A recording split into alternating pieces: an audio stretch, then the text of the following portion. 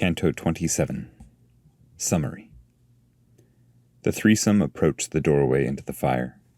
An angel greets them with the final beatitude, Beate mundo corde, blessed are the pure of heart. He then warns that none may proceed except through the fire. At these words Dante grows faint, afraid of the pain he is about to experience. Virgil encourages him, reminding the pilgrim that he is that much closer to God himself. Though it is not explicitly stated, Dante the poet has in the background the rest of the beatitude begun by the angel. Blessed are the pure of heart, for they shall see God. Those who pass through this final flame of refinement, having been made pure, will see God. But this does not motivate the pilgrim. It is not until Virgil tells him that Beatrice stands on the other side of the flame that Dante gains enough courage to follow. A voice guides them out of the fire, singing in Latin the words of Jesus, "Come, blessed of my Father."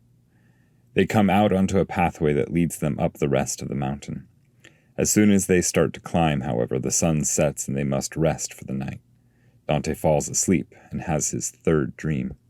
He sees a young and beautiful lady walking through a clearing gathering flowers.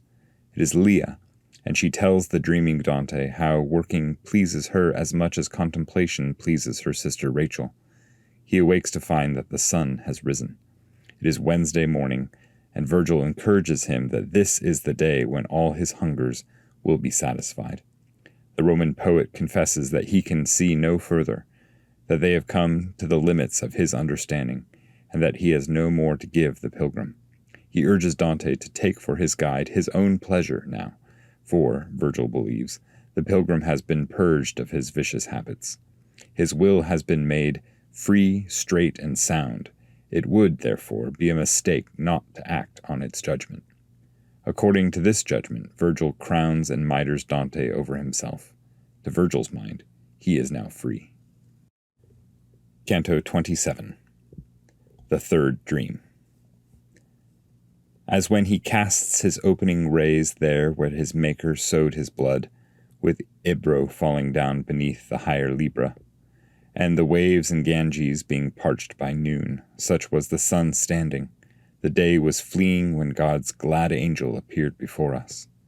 He stood outside the flame upon the bank, and he sang Beati mundo corde, in a voice far more alive than our own. And then, "One goes no further, holy souls, unless beforehand the fire makes him clean. Enter it, and be not deaf to its song," he said to us as we drew near to him. Wherefore, hearing this, I became like one who has been buried head first in the pit.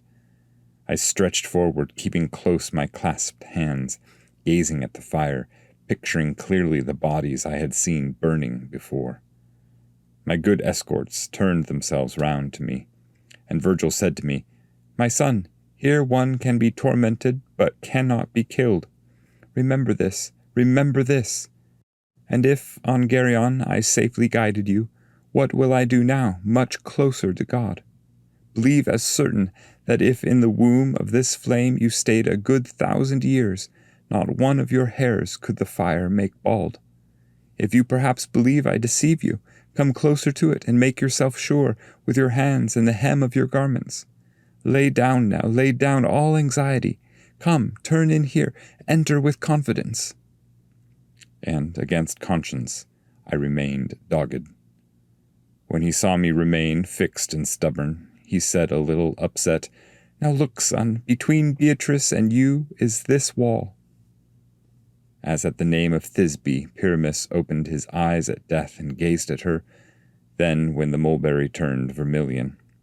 So too my stubbornness being then softened, I turned to my wise leader, having heard the name that blossoms ever in my mind. Wherefore he shook his head and said, "Well now, do we wish to stay here?" And then he smiled, as one smiles at a boy gained by apples. Then he stepped into the fire before me, begging Statius that he might come behind, who along the way had divided us. Soon as I was inside, I would have plunged myself into molten glass to cool down. Such was the blazing there without measure. My sweet father, to comfort me, went on speaking only of Beatrice, and saying, "It seems to me that now I see her eyes." A singing voice guided us from outside, and we, paying attention to it alone, went out of that place where one could mount up. Venite benedicti patris mei sounded from a light that was there, so bright it conquered me, and I could not see it. The sun sets, it added, and the night comes. Do not stop walking, but quicken your pace while the western sky does not yet grow dark. The pathway rose straight up within the stone to a place where I was blocking the rays before me from the sun, which was now low. We had tested out a few of the steps when I and my sages sensed the sun set behind us, for my shadow disappeared. And before the horizon had become one shade throughout all its immense regions, and night had occupied all its domains, each one of us made a bed of a step. For the nature of the mountain broke off our power to climb more, and our delight. As nanny goats stand tame, ruminating that once were swift and arrogant above the mountain tops before having eaten, silent in the shade while the sun scorches, guarded by the goatherd who leans himself upon his staff and provides for them rest. And as the herdsman who dwells out of doors rests alongside his calm livestock at night, guarding so that no beast disperses them. Such were all three of us at that moment, I a nanny goat, and they my goatherds, wrapped around here and there by the high rock walls. Little of the outside could be seen there, but through that little I was seeing the stars, both bigger and brighter than their custom. Thus ruminating and gazing on these, sleep overtook me, the sleep that often knows of the news before the deed happens.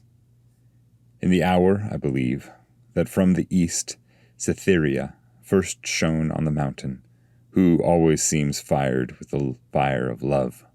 In a dream I seemed to see a lady, young and beautiful, walk through a clearing gathering flowers, and singing, she said, "Let whoever asks after my name know, I myself am Leah.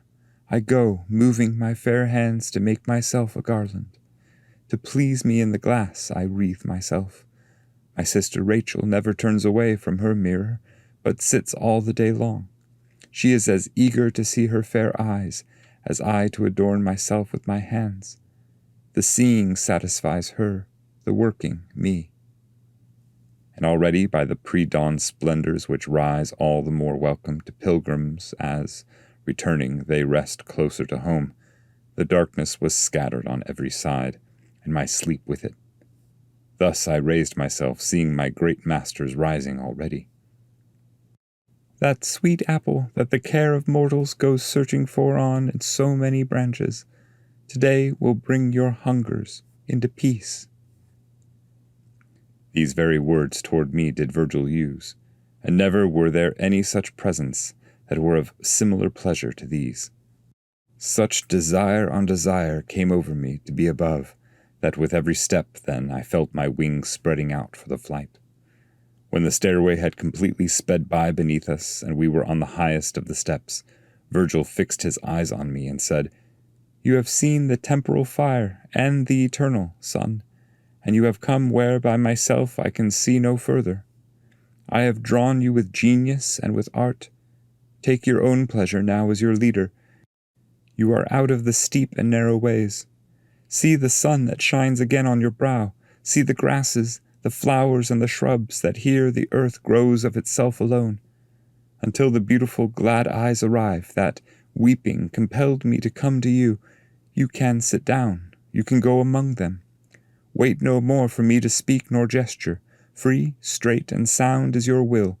It would be a mistake not to act on its judgment. You, over yourself, I crown and mitre.